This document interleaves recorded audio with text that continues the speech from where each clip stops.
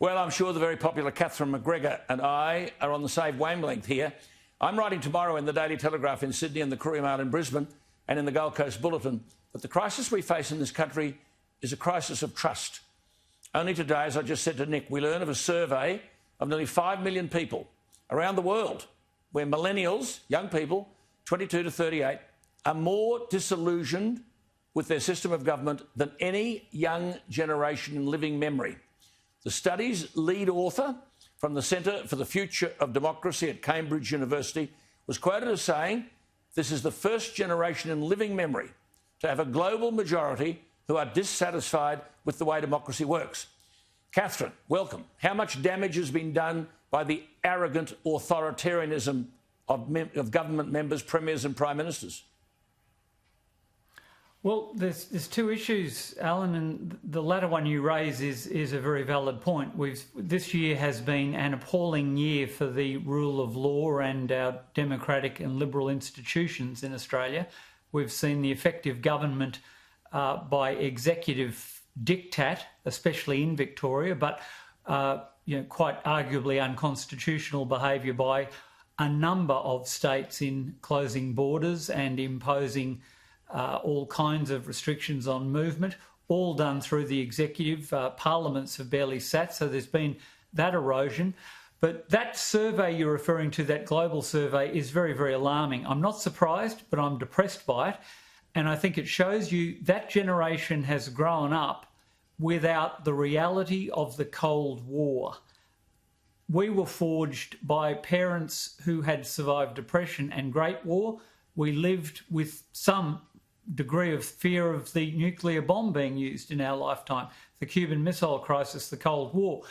Evil had a face and a name, and this generation is the product of the left march through the institutions, which has gone unopposed. The Berlin Wall collapsed, the Soviet system collapsed, the critique of capitalism was debunked, but we have lost the culture wars. Conservatives have forfeited control of our key institutions, and you've now got moral relativism taught in our universities. So these people can flock to a guy called Sanders, who's running as a socialist, for God's sake. You couldn't find a socialist outside a theme park in Albania until a decade ago. Brilliant. In an outstanding editorial in yesterday's Australian, it said, and I quote, "Victoria is home to a veritable human rights industry," unquote. Catherine, not a squeak of indignation. Who is protecting the freedoms that have been eroded and trampled on? That's a very good point, Alan. It shows how fragile, especially at a state level where there is no real separation of powers. I don't want to bore your audience by getting too legalistic, but the doctrine established under a case called Cable, spelt with a K, showed that there was a limited ability for the courts, the state courts that are repositories of federal jurisdiction under the Constitution, to have a limited separation of powers. But these state governments, if they are of a mind to pass plenary legislation for the peace, good order and well-being of their states, those have been held to be terms very expansive in their interpretation. They are not terms of limitation. So you get your Victoria, you get your Western Australia, well, and you get Queensland. You're right. Let me ask you about these human rights people. You see, they're walking contradictions. They object to hard borders when they want to let every illegal into the country, but when the states trample over Section 92, which guarantees intercourse with the states and that must be free, you can't hear a squeak from them.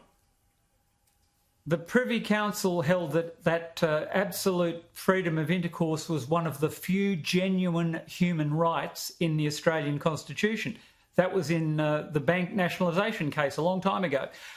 So your point is well made, Alan. And these human rights lobbyists sat mute when that appalling emergency omnibus bill was on the table. It took Justice McHugh and a handful of retired jurists and some brave QCs who aren't on the teat of the government panel to put their hands up and have a go, and shamed them into withdrawing it. But that was one of the most appalling pieces of legislation. We've had a curfew in a peacetime Australian state, for goodness sake. So the rule of law, in my view, is fragile. It means we need the independence. We've never needed more capital C conservatives in our judicial institutions, especially at the High Court. And look, you know, this whole human rights apparatus, they can run around with their hair on fire over David Hicks, but you can lock up 5 million Melburnians and not a peep out of them. So give Nick Russian my mobile number, because I bowl a gadding ball to Nick Rees every Friday night, mate. I know how to knock him over on the Kenny Show. Just one final thing as a metaphor of what you're saying. I mean, you and I know, and the people watching us know, it's the AFL Grand Final this weekend. It's the Cox Plate.